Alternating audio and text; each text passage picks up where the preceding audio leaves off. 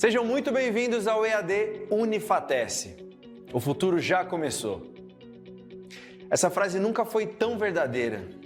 A gente está vivendo a maior revolução tecnológica que a humanidade já viu. São novas formas de trabalhar, de empreender, novos jeitos de se comunicar, novas maneiras de ensinar e de aprender. E você está de parabéns por fazer parte dessa revolução digital aqui no Centro Universitário Unifatece, uma instituição de ensino inovadora e acessível que está levando educação de qualidade para todo o Brasil. Nossa rede de polos parceiros não param de crescer. Já estamos presentes em todas as regiões do país. Ofertamos mais de 200 cursos de graduação e pós-graduação nas modalidades EAD e semipresencial. Com metodologia flexível e inovadora, nossos cursos estão organizados em trilhas de aprendizagem que facilitam o desenvolvimento acadêmico dos alunos de forma intuitiva e dinâmica. Além disso, nossos estudantes têm suporte e acompanhamento pedagógico constantes com o melhor time de professores e tutores do Brasil. E para os cursos e disciplinas que necessitam de atividades práticas presenciais, a gente criou os megapolos que contam com uma infraestrutura inovadora, com laboratórios totalmente equipados e tutores especializados. Viu só? É por isso que a EAD Unifatece é nota máxima no MEC. Centro Universitário Unifatece, fazendo o seu futuro.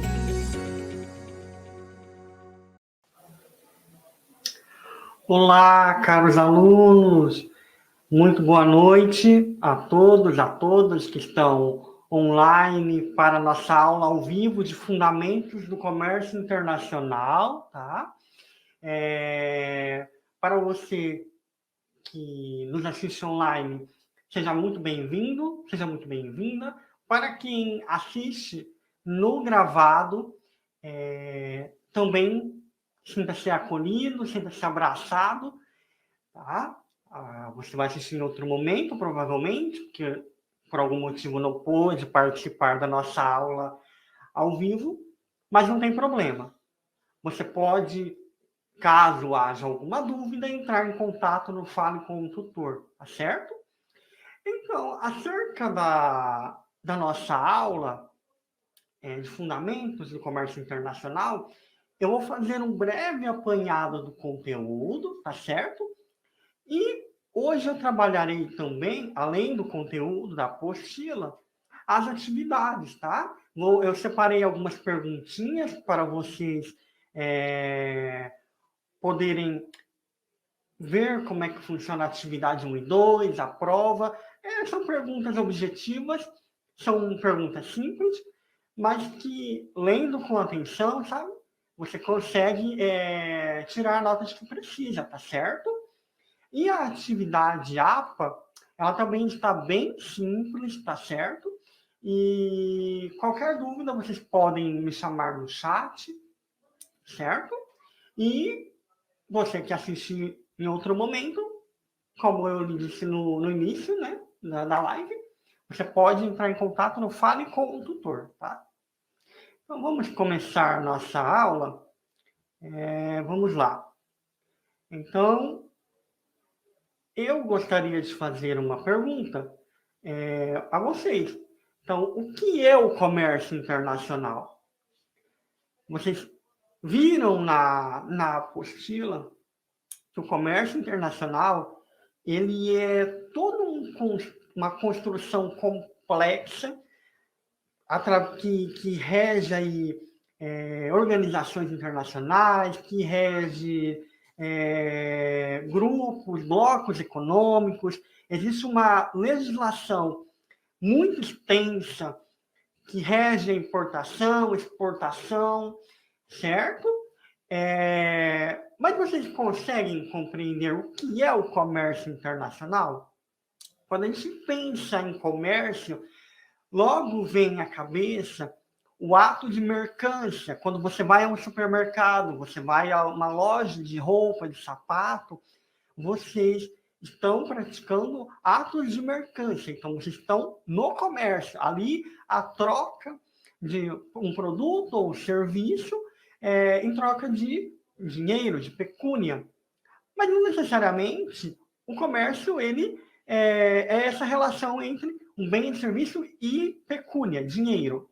Pode ser também uma troca de um bem por outro bem, ou uma troca de um bem por um serviço, ou uma troca de serviço por bem. Enfim, existe aí toda uma construção por trás, né, do comércio, sobretudo quando a gente pensa em comércio internacional. Quando a gente fala em comércio internacional, a coisa vai escalando um pouquinho mais e vocês percebem as nuances dentro do conteúdo da apostila, quando o conteúdo ele coloca, ele permeia algumas nomenclaturas diferentes. Então você percebe que comércio internacional não é tão simples, mas também não é um bicho de sete cabeças, tá?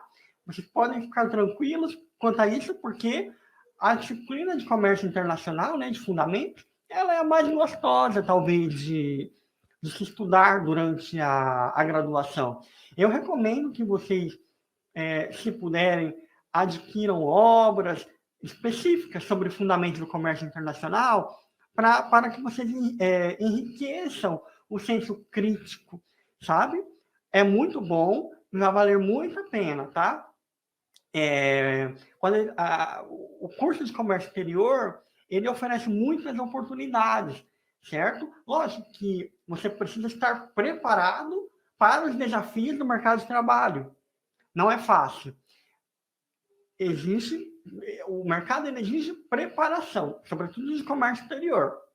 Mas se você souber o conteúdo, ter domínio do que se trata, vocês podem ter certeza que vocês vão caminhar e vão longe, tá certo? Então, vamos lá. Então, o que é o comércio internacional? Então, eu trouxe uma definição do Segre e ele diz o seguinte: pode-se afirmar que o comércio são relações que implicam obrigatoriamente numa reciprocidade nas atividades de permuta, troca, compra, venda de produtos ou serviços. Percebam, foi o que eu disse no início. O ato de mercância, ele é uma construção complexa, tá? E a gente tem que imaginar o comércio dentro dessa perspectiva do Segre, tá? E olha só, ele continua dizendo: a expressão comércio internacional aplica-se ao intercâmbio de bens e serviços entre nações distintas, resultantes das especializações. Pega essa palavra, tá, gente? A especialização. Nós vamos trabalhar essa ideia mais à frente. Então, ó, especializações de cada nação na divisão internacional do trabalho. Por que ele fala especializações? Existe uma coisa chamada curva da possibilidade de produção, certo? Isso é bem delineado lá no curso de Ciência Econômica. Aqui no curso de Comércio Exterior, a gente vai dar uma breve explicação, mas a especialização ela ocorre, por exemplo, quando o Brasil em relação a outro país, vamos pensar aí nos Estados Unidos. O que o Brasil consegue produzir aqui, pode ser que os Estados Unidos não consiga.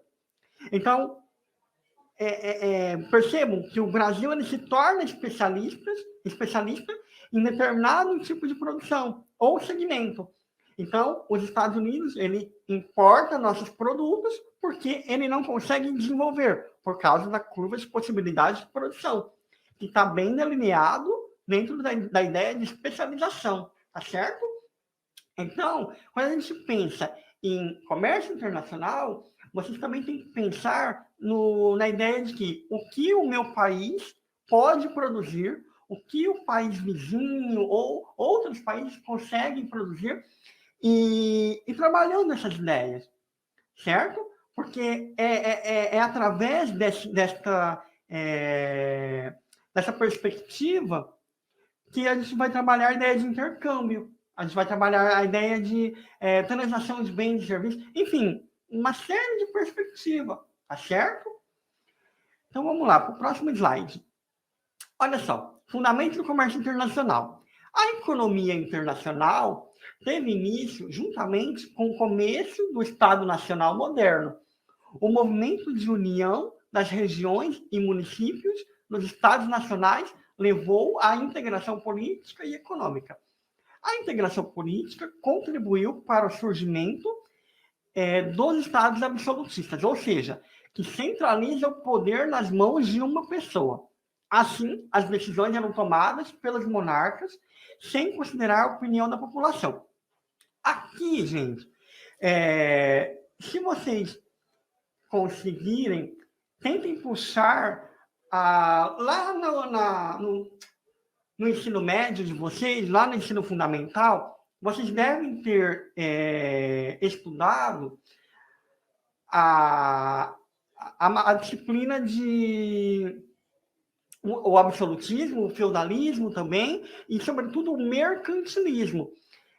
Dentro desses períodos específicos da história, nós vamos perceber, que, sobretudo no mercantilismo, que o poder estatal ele estava concentrado na mão do rei, sabe? Ali, antes do feudalismo e tal, dentro desse período, até o início do mercantilismo também, o rei exercia um certo poder. E todas as decisões passavam pela mão do rei. Sobretudo, as decisões atinentes ao comércio internacional. Né? Nós vamos ver lá no mercantilismo que isso está bem delineado, principalmente quando o mercantilismo se torna uma teoria econômica que trabalha essa ideia da transição entre o feudalismo para o capitalismo. E nós vamos perceber algumas mudanças que foram cruciais para o desenvolvimento do nosso comércio exterior, da nossa disciplina de fundamentos, certo? Então, vamos voltar aqui ao slide. E olha só, mercantilismo foi um período no qual os países praticavam políticas de comércio internacional na tentativa de obter maiores ganhos com o comércio internacional. Assim, a partir desses preceitos, os estados buscavam atingir o crescimento econômico da nação. Para ser uma nação poderosa, e essa é uma perspectiva do mercantilismo, percebam, o mercantilismo ele prega que para um Estado ele ser poderoso, ele exercer o domínio, ele precisa necessariamente acumular riqueza por meio da exportação aos países próximos, certo? Então, quanto mais metais preciosos um país conseguia acumular, mais poderoso ele era. Só que, percebam, existe um problema aqui, que quando a gente pensa no acúmulo de riqueza, existe uma coisa chamada escassez, tá? Em ciência econômica também nós trabalhamos essa ideia, a ideia de escassez. O acúmulo de metais preciosos é até louvável naquela época, né? O pensar em acumular, só que vai chegar uma hora que esses metais eles vão se tornar escassos. Então, esse era um grande problema para o mercantilismo, né? Enquanto teoria econômica. Então, olha só. Então, para ser uma nação poderosa, deveria acumular riqueza por meio de exportação aos países próximos. Então, uma característica do mercantilismo. Então, acúmulo de metais preciosos, exportação, tá? A exportação era uma prática muito comum do mercantilismo, e existia também, além desse excesso de exportação, o protecionismo. Então, importar um produto, né, um bem, era quase que proibido, certo? Nesse período, porque justamente essa questão de predomínio, né? A ideia era colonizar outras nações. Então, para você exercer o predomínio dentro de um Estado, pensando no mercantilismo, você tinha que exercer essas três políticas: acumular riquezas, né, os metais preciosos, instituir o protecionismo para barrar a importação e incentivar, né, criar incentivos fiscais e creditícios para estimular a exportação. E vocês começam a perceber que o problema do mercantilismo é justamente esse. Você não pode barrar o processo de circulação de bens e serviços. Um país, para que ele possa se desenvolver e crescer economicamente, só lembrando que crescimento e desenvolvimento econômico são conceitos diferentes, tá? Eles se distinguem um do outro. Então, para que o país ele possa crescer economicamente e criar desenvolvimento para o seu povo, ele precisa que bens e serviços estejam em constante movimento, em constante circulação, inclusive exportando, importando. Então, assim, pensem na perspectiva de que no comércio internacional ninguém perde, todos ganham, tá? Esta é a perspectiva. E aqui no mercantilismo nós podemos perceber que a maior falha dessa teoria econômica é justamente o protecionismo, certo? Então, olha lá. Olha esse conceito, que interessante. O comércio é a chave para um padrão de uma vida melhor. Então, só nesta frase, vocês podem ter certeza e podem perceber também que o comércio exterior ele é muito, muito importante para um país crescer economicamente, certo?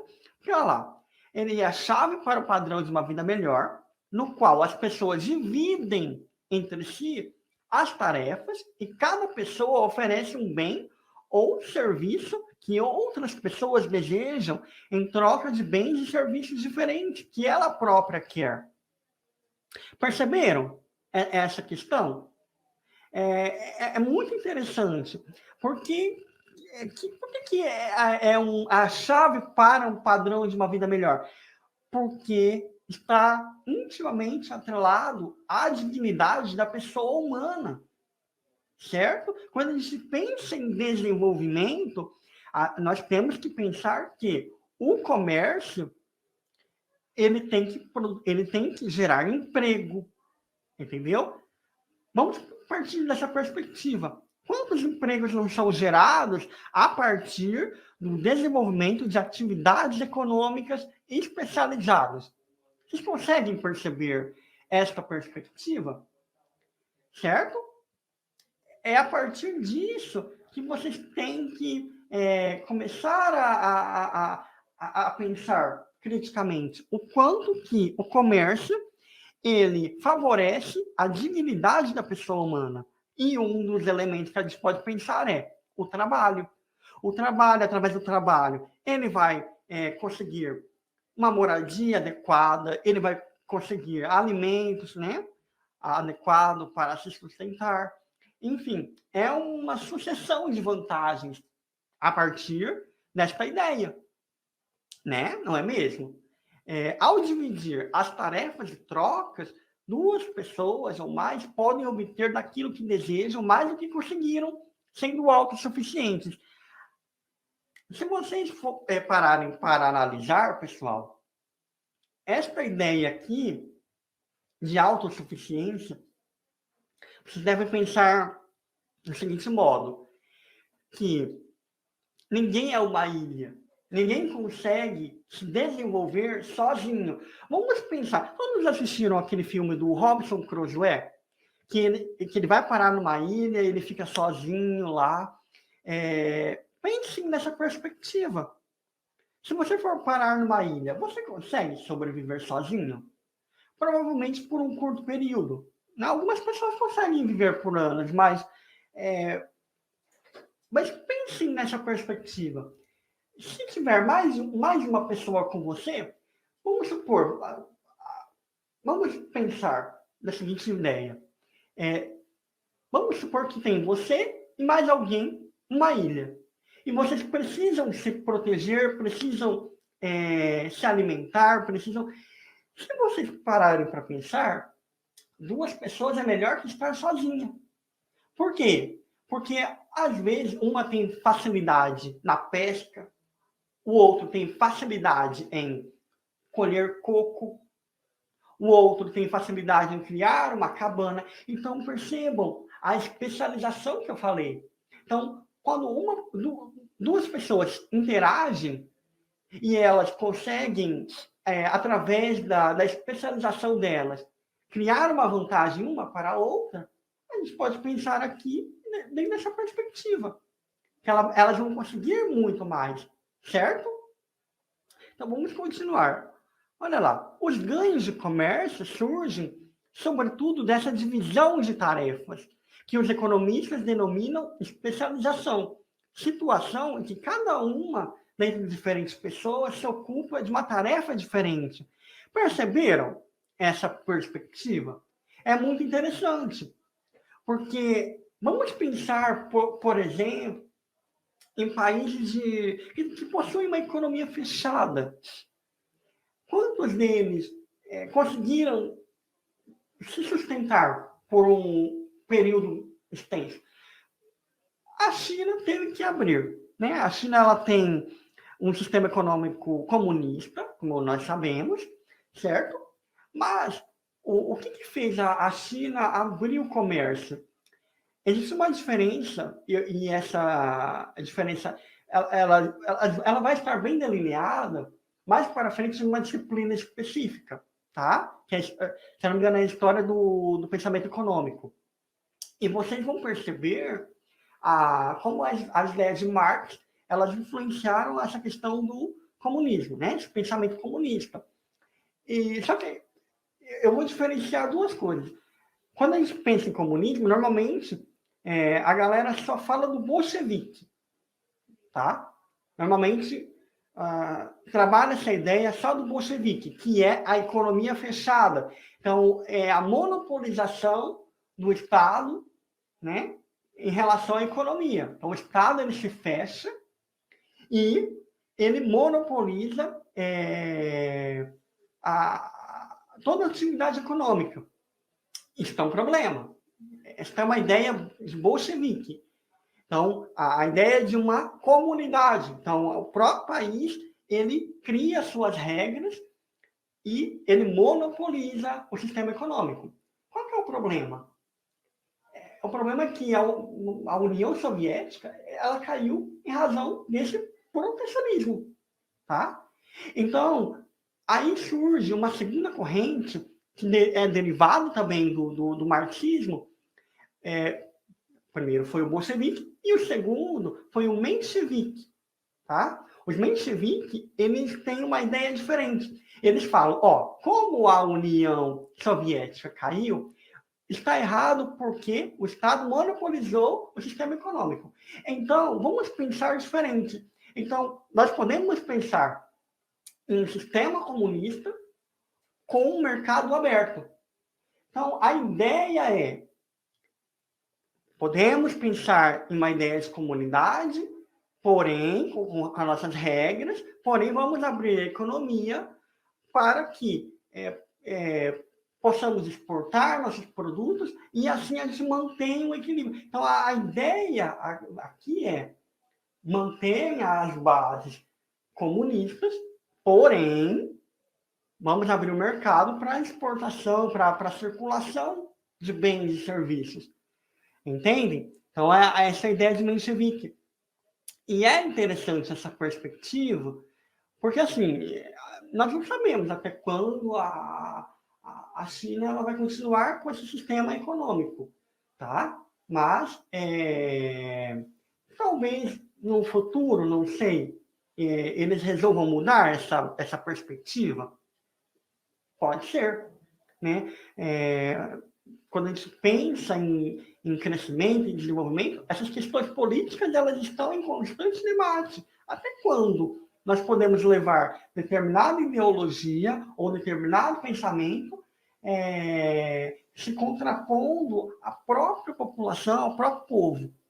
Então, assim, existem perspectivas e mais perspectivas a serem estudadas e analisadas, certo? Então, como vocês conseguiram compreender essa perspectiva? Ó, a Bárbara, ela fez a seguinte pergunta. Poderia nomear algum país com política completamente fechada ao comércio internacional? Foi o que eu falei, eu acabei de explicar, tá, Bárbara? Aqui na América Latina, acho que a Cuba, não sei se ele abriu ainda, se ele abriu para o comércio. Mas a China, alguns anos atrás, a economia era fechada, tá? Mas eles resolveram abrir por essa questão de manter essa, eu não diria identidade, mas esse sistema econômico, né? Tá, Bárbara? Então, é essa perspectiva. Mas você pode pesquisar mais países, se existe algum país com economia fechada, sabe? Para o comércio. Tá bom? Então, vamos continuando aqui com os nossos slides. Então, olha só. Pensando em especialização. Vantagem absoluta e vantagem relativa. Esse termo é um termo da economia, tá? Também é um termo da ciência econômica. Deixa eu só tomar uma aguinha aqui, tá?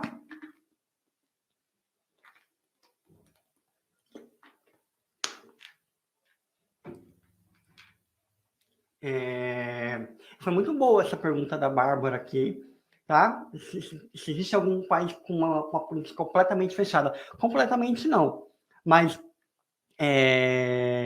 podemos pensar, por exemplo, em excesso de protecionismo, para assegurar uma questão política, ideológica, mas é uma boa perspectiva.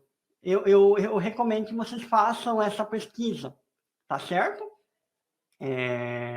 Então, lá, a gente pensa em especialização, a gente pensa em vantagem absoluta e vantagem relativa. O que é uma vantagem absoluta? Quando um país é capaz de produzir um determinado bem com menos recursos do que outro país.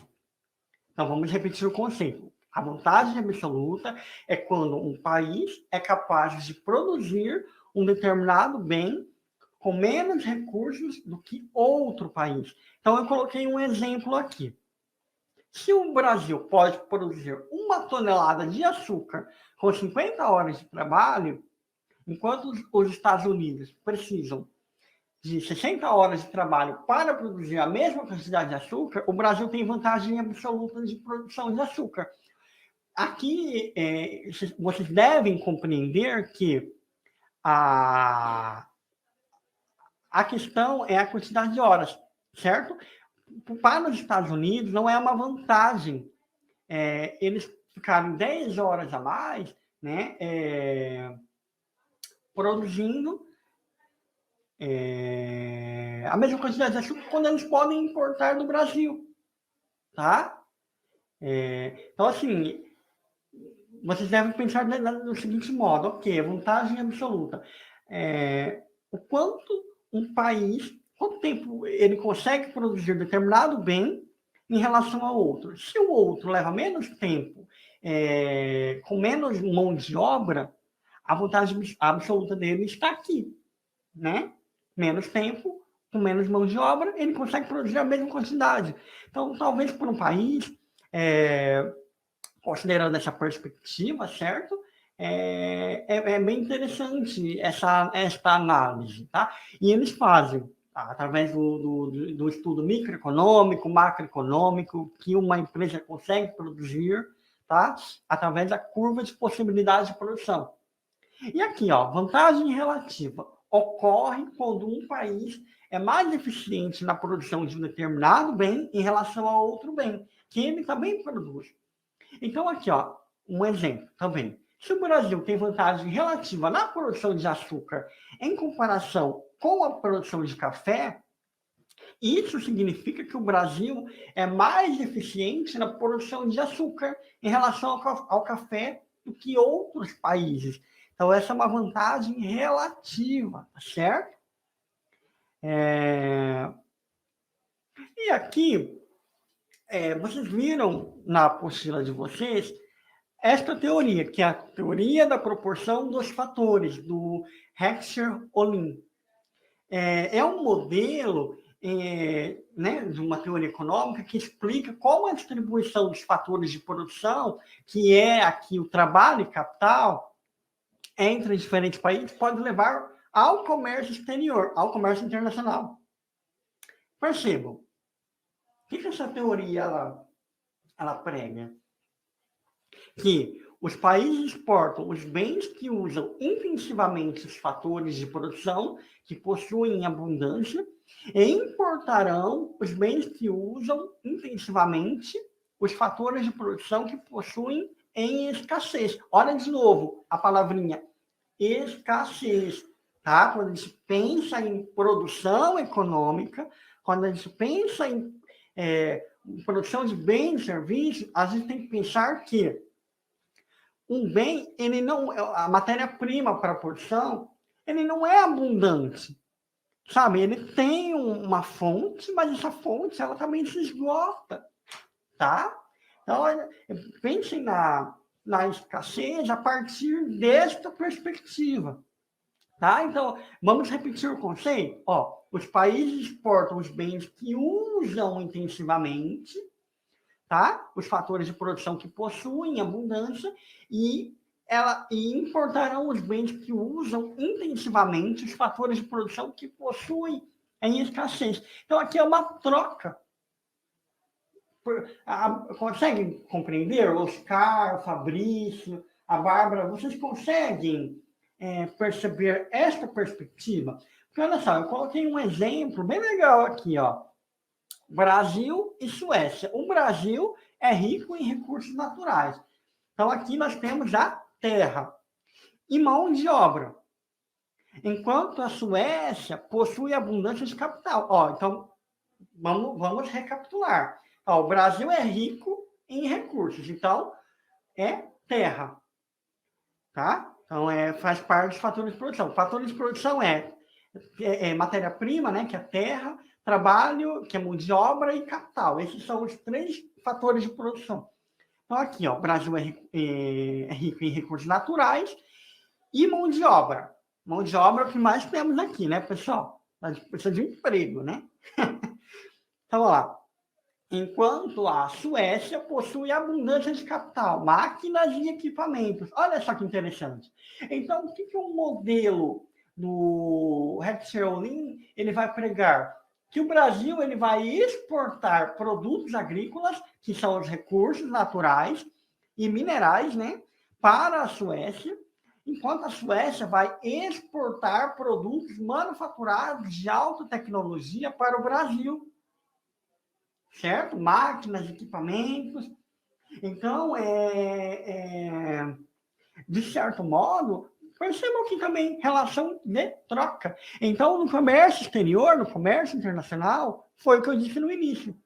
Não se perde, todo mundo ganha, porque nós estamos tratando da especialização, da escassez. Todos esses conceitos precisam estar bem delineados para vocês, que serão aí futuros aduaneiros, né? Farão parte aí da aduana, da Receita Federal, talvez. Vou torcer para que sim, tá? Eu vou torcer muito para que vocês passem um concurso público, né, de nível federal para a área de comércio exterior, que vocês possam aí trazer desenvolvimento para o nosso país, né? Nós estamos sempre trabalhando nesse sentido aqui na Unifatesc, né? Quando eu jogo lá no grupo do Telegram, o Saiba Mais, com os textinhos para vocês estudarem, eu vou produzir mais para vocês, tá, pessoal? O próximo que eu vou Saiba Mais que eu pretendo produzir é sobre os portos brasileiros, tá? Se vocês tiverem mais alguma ideia, né, e quiserem me dar um feedback aqui no chat, vai deixando aqui, tá? Eu vou anotar e eu vou atrás de produzir esses materiais para vocês para facilitar, né, o processo de conhecimento, que é sempre muito bem-vindo. Então, vamos continuar aqui, né, com os nossos slides. Vocês conseguiram compreender esse exemplo, né, do modelo do Olim? Eu posso prosseguir? Bárbara, Eduardo, o Fabrício, vocês conseguem compreender essa teoria? Conseguiram ter uma noção? Ela é um pouco mais complexa. Aqui a gente traz de uma forma simplificada para vocês conseguirem compreender. Mas vocês vão ver que existem tratados e mais tratados sobre esse tema. Eu também recomendo a leitura, tá certo, pessoal? É muito interessante e é sempre muito bem-vindo que vocês façam leituras. Na medida do possível, eu vou jogando para você, para vocês no grupo ou lá no chat do Moodle, textos específicos sobre temas específicos atinentes ao comércio exterior, para que vocês tenham esse aprendizado, certo? E, na medida do possível, entrem em contato comigo, falem o que vocês estão precisando em relação à disciplina. Às vezes é um tema específico e não ficou claro. Nós podemos ver aí o que pode ser feito em relação, às vezes, uma aula, né, um grupo de estudo, tá certo? Então, vou passar para frente. Também vocês estão conseguindo captar as ideias. A turma é boa. Muito boa. Então, olha lá. Instrumentos de política comercial. Eu coloquei aqui. Política macroeconômica. O comércio exterior, vocês devem pensar também a respeito disso, que ele é uma política constitucional. Eu prefiro pensar dessa forma, sabe? Porque a nossa Constituição, ela tem capítulos bem específicos a respeito da economia, certo?